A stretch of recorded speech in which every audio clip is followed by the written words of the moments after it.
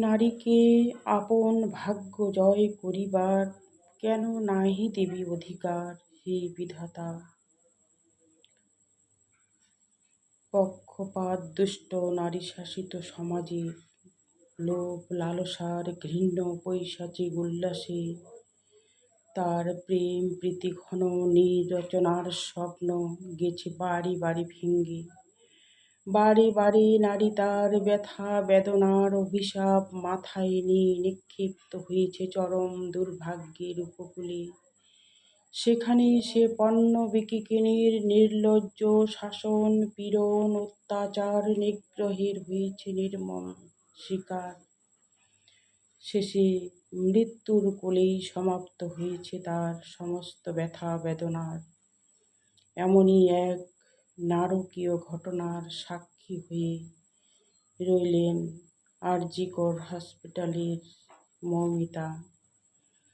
মৌমিতার পরিবারের প্রতি আমি আন্তরিক সমবেদনা জানাচ্ছি এবং দোষীদের উপযুক্ত শাস্তি প্রার্থনা করছি। তাদের দৃষ্টান্তমূলক শাস্তি হওয়া উচিত, হয় যাবজ্জীবন কারাদণ্ড নতুবা ফাঁসি হওয়া উচিত। শুধু এখানেই থেমে থাকলে চলবে না। সমস্ত বিশ্বের সমস্ত নারীকে আমি এই আর্জি জানাচ্ছি, তারা যেন সোচ্চার প্রতিবাদে এক হয়ে একই সুরে বলতে থাকে, কর্মস্থলে আমাদের নিরাপত্তা চাই, আমাদের নিরাপত্তা চাই। সবাই সমস্ত নারী এক হয়ে এই আন্দোলন আমাদের করা উচিত যে কর্মস্থলে আমাদের নিরাপত্তা না হলে আমরা কর্মস্থলে যাব না। যতদিন না আমাদের কর্মস্থলে নিরাপত্তা থাকবে ততদিন আমরা কর্মস্থলে যাব না। এমনই সোচ্চার প্রতিবাদ হওয়া উচিত। আর শুধু এই প্রতিবাদ হলেই হবে না, এমনই এক সংবিধান রচনা করা উচিত যার জন্য আমরা সবাই একতাবদ্ধ হয়ে এই আন্দোলনে নামব।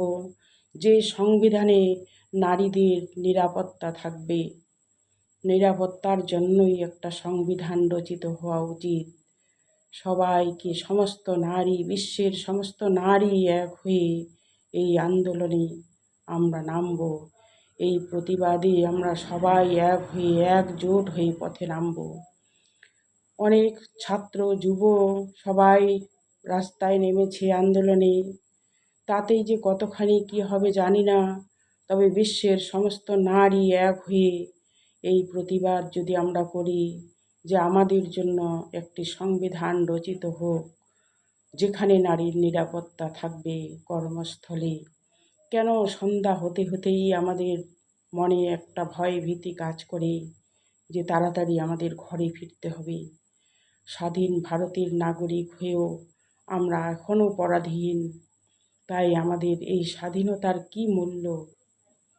নারীকে আপন ভাগ্য জয় করিবার কেন নাহি দেবী অধিকার? হে বিধাতা, সবাই এক হন, সবাই এক সুরে বলে উঠুন, আমাদের জন্য একটা সংবিধান রচিত হোক, আমাদের জন্য একটা সংবিধান রচিত হোক, যেখানে আমাদের নিরাপত্তা থাকবে।